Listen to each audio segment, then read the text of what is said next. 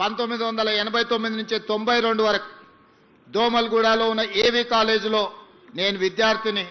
నేను డిగ్రీ చదువుకునేటప్పుడు ఆ దోమల్గూడ ఏవి కాలేజ్ పక్కనే పి జనార్దన్ రెడ్డి గారి ఇల్లు ఉండేది. ఏ రోజు మేము కాలేజీకి వెళ్తున్నా వందలాది మంది పీజేఆర్ గారి ఇంటి ముందల పేదవాళ్ళు వారిని కలవడానికి, వారి సమస్యల్ని చెప్పుకోవడానికి వాళ్ళు ఎప్పుడూ పీజేఆర్ని కలిసేది.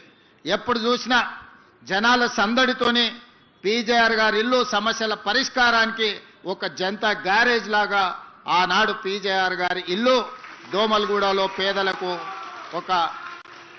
ఒక ధైర్యంగా పీజేఆర్ గారి నివాసం ఆ రోజు పేదలకు అండగా ఉండే. ఆనాడు విద్యార్థిగా పి జనార్దన్ రెడ్డి గారు మంత్రిగా ఉన్నప్పుడు పి జనార్దన్ రెడ్డి జంట నగరాల సమస్యల కోసం పోరాడుతున్నప్పుడు వారిని చూడడం జరిగింది. ఇదే కాదు, వారు ప్రతిపక్షంలో ఉన్నప్పుడు హైదరాబాదు నగర దాహార్తిని తీర్చడానికి హైదరాబాదు నగరంలో తీవ్రమైన నీటి ఎద్దడి సమస్య ఉండేది. ఎండాకాలం వచ్చిందంటే సచివాలయం ముందు కుండల ప్రదర్శన ఉండేది. వేలాది మంది మహిళలు అక్కడ పీజేఆర్ గారి నాయకత్వంలో ధర్నాలు చేసేది. ఆనాటి ప్రభుత్వం మీద పీజేఆర్ గారు చేసిన పోరాటం వల్ల కృష్ణానది జలాలను తీసుకొచ్చి నాగార్జున సాగర్ నుంచి హైదరాబాద్కి కృష్ణానది జలాలను తరలించి హైదరాబాదు నగర ప్రజల దాహార్తిని తీర్చడానికి ఆనాడు పీజేఆర్ గారు చేసిన పోరాటమే ఈ రోజు హైదరాబాదు నగర ప్రజల యొక్క దాహార్తిని తీర్చే అవకాశంగా ఏర్పడ్డది.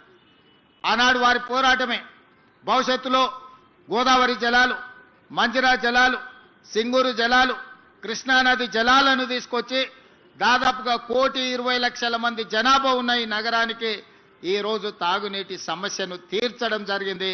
దానికి ప్రతి పేదవాడు ఇవాళ నగరంలో ఎవరైతే సురక్షితమైన మంచినీటిని తాగుతున్నారో వాళ్ళందరూ కూడా పీజేఆర్ గారిని గుర్తు చేసుకొని స్మరించుకోవాల్సిన సందర్భం.